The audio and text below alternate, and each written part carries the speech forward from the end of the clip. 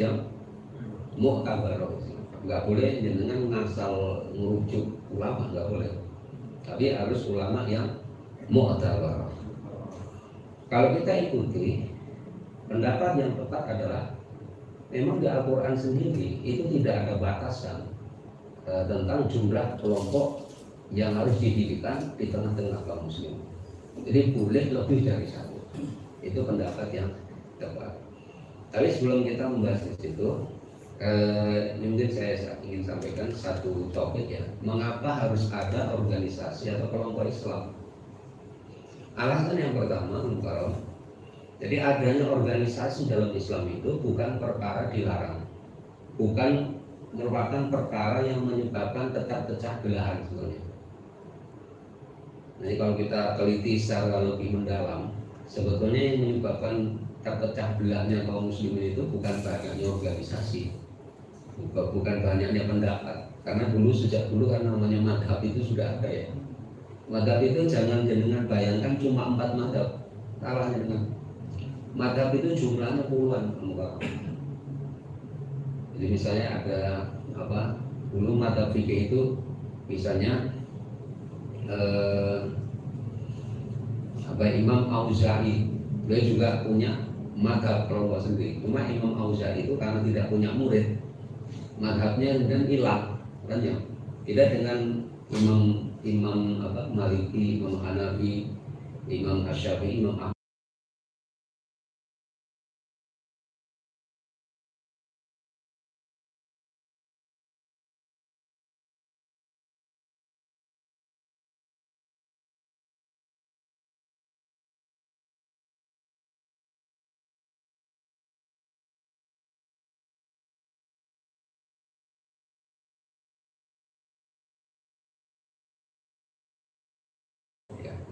Sejak dulu sebetulnya itu sudah ada banyak perbedaan pendapat di kalangan kaum muslimin sejak dulu.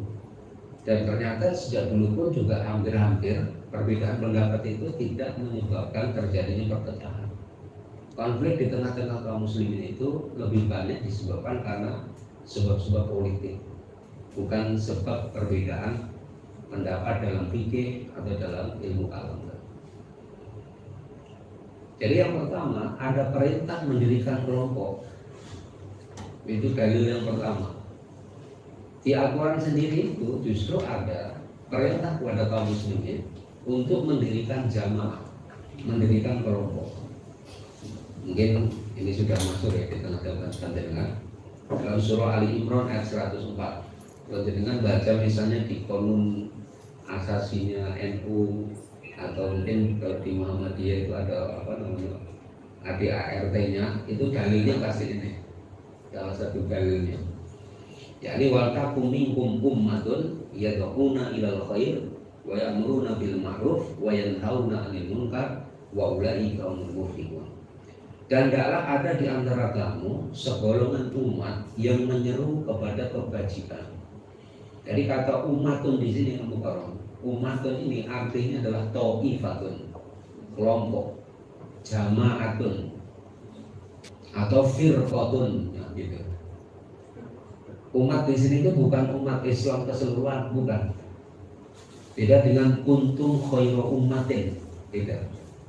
Meskipun sama-sama menggunakan kata umat, kalau umat yang terdapat dalam surah Ali Imran ayat 104 itu maknanya yang paling rajih adalah jama'atun, ta'ifatun, au firqatun. Ya, kalau kita sebut umatun itu seluruh kaum muslimin. Tapi yang dimaksud umatun di ayat ini adalah kelompok ya. Maksudnya gini, hendaknya ada di antara kamu sekelompok. Segolongan itu maksudnya sekelompok atau sebagian umat Islam yang menyeru kepada kebajikan. Jadi yad'una ilal khair wa ya'muruna bil ma'ruf wa yanhauna 'anil munkar. Kemudian mencegah dari yang mungkar. Nah, saya ingin sampaikan nih penjelasan dari Imam Ibnu Katsir.